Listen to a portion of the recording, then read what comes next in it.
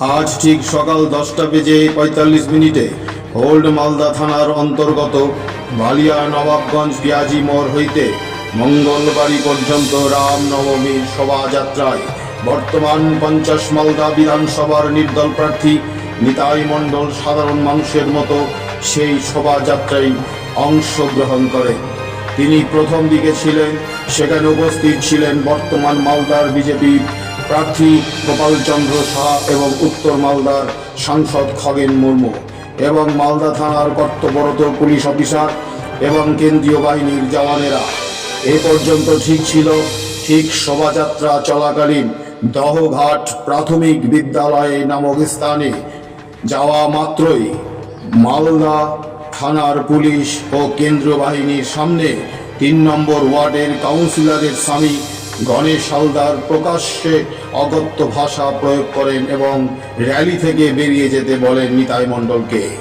শুনুন আপনারা ঘটনাটি কি হয়েছিল। তারপর নিতাইবাবু গণেশ হালদারের বিরুদ্ধে লিখিত অভিযোগ দায়ের করেন মালদা থানায়। অন্যদিকে পাল্টা অভিযোগ করেন গণেশ হালদার।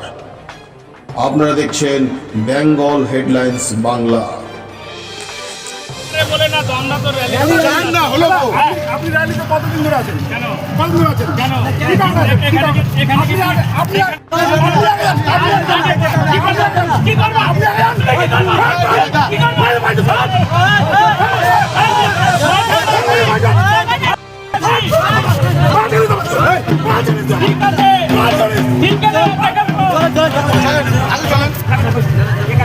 চলুন না ভাই।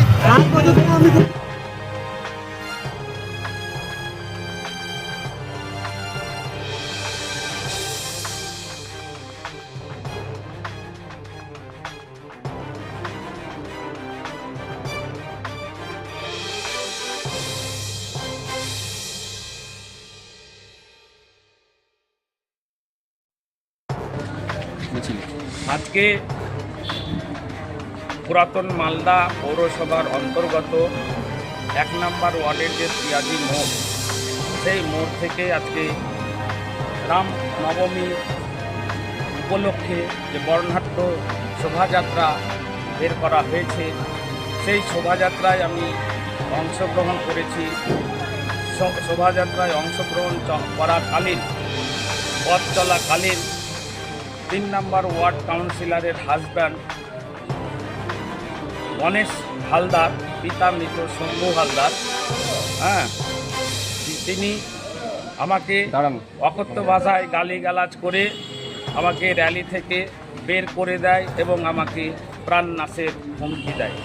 তারই প্রতিবাদ স্বরূপ আমি প্রশাসনের কাছে আইনগত তার ব্যবস্থা, তার শাস্তি চাওয়ার জন্য আমি প্রশাসনের কাছে এসেছি। আমি আমার অভিযোগ জমা করলাম।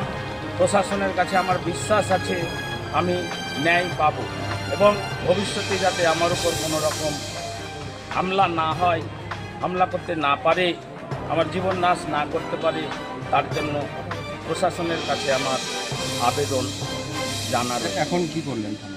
এখন আমি মালদা পুলিশ স্টেশনে অভিযোগ দায়ের করলাম। তার এই অভিযোগ কপি আমাকে রিসিপ্ট কপি দেওয়ার জন্য সন্ধ্যায় ডাকলো।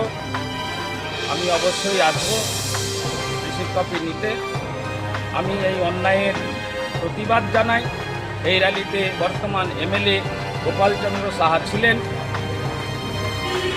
আমার দৃঢ় বিশ্বাস গোপালচন্দ্র সাহা উস্কানি দিয়ে আমাকে এই অপমান করলো। আমার মানহানি হয়েছে, প্রয়োজনে আমি মানহানির মামলাও করব। এই গোপালচন্দ্র সাহার মতো দুর্নীতিগ্রস্ত বিধায়ক যাতে জনগণ নির্বাচিত না করে, তারও আবেদন জনগণকে আমি রাখছি। কারণ আমি একজন সনাতনী হিন্দু হিসাবে আমি শোভাযাত্রায় অংশগ্রহণ করেছি। তো সেই অংশগ্রহণ করা কি আমার অন্যায়? আমি কি শোভাযাত্রায় অংশগ্রহণ করতে পারবো না? কেন হতে পারে আক্রমণটা?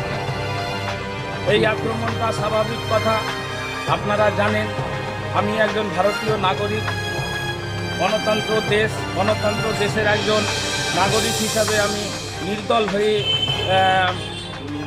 এই বিধানসভা ভোটে প্রতিদ্বন্দ্বিতা করতে চলেছি। সেই সুবাদে দেখছে, আকাশের তারা দেখছে গোপালচন্দ্র সাহা যে আমি তো হেরে যাব, নিতাই মণ্ডল প্রতিদ্বন্দ্বিতায় নেমেছে, তার জন্য আক্রোশবশত সম্পূর্ণরূপে এই ঘটনা ঘটিয়েছে। জনগণের কাছে আমার আবেদন, এর প্রতিবাদ করুন আপনারা। 23শে এপ্রিল গোপাল সাহাকে একটিও ভোট না দিয়ে জবাব দিবেন, এটাই আমার করজোরে আবেদন। নমস্কার। দাদা, বলছিলাম আজকের যে বর্ণাঢ্য শোভাযাত্রা রামনবমী র্যালিতে যে নিতাই মণ্ডল নির্দল প্রার্থী আপনার নামে অভিযোগ তুলছে যে আপনার বাহিনী বা আপনি তার গায়ে অ্যাটাক করেছেন, তাকে আক্রমণ করেছেন, কি বলবেন এই বিষয়ে? দেখুন, আমাদের এই যে রামনবমী যে শোভাযাত্রা হয়, এটা আনুমানিক প্রায় 10 বছর ধরে হয়। এই 10 বছর ধরে মানে আমরা শুরু থেকেই আমরা আছি। আর কোনোদিনও নিতাই মণ্ডল নামে কোন ব্যক্তি আমরা চিনতাম না, জানতাম না। আজকে হঠাৎ উনি বলছেন নির্দলে দাঁড়াবেন বলে এই র্যালিতে এসেছেন। আর কিছু ওর সাথে দেখলাম যে কিছু অস্ত্রশস্ত্র আছে, যেটা আমাদের এই র্যালিতে কোনোদিনও মানে আসেনি। যার জন্য ওনাকে বললাম যে আপনি এই অস্ত্রশস্ত্র নিতে র্যালির বাইরে থাকেন, আপনি র্যালির মধ্যে গেলেন, এটাতে আমাদের র্যালিটা মানে কোনো বিঘ্নিত ঘটতে পারে। উনি তো লিখিতভাবে থানায় অভিযোগ জানাচ্ছে, সে বিষয়ে কি বলবেন? সে ওনার অভিযোগ কোনো জানতে, কিন্তু নিতাই মণ্ডলটাকে আমি কোনো মারার তো দূরে কোনো কিছু হুমকি দিই না। ওনাকে বলেছি আপনি র্যালি যাবেন, বলছেন না আমার কারো র্যালি না, মানে আমি যাবো না। তখনই বলেছি আপনাকে যেতে হবে, এই বলে একটাই করেছে, আর আদার্স কোনো কিছু না। দাদা, আপনার নাম? আমার নাম গণেশ হালদার, আপনার ওয়ার্ড নাম্বার? Ward number 3।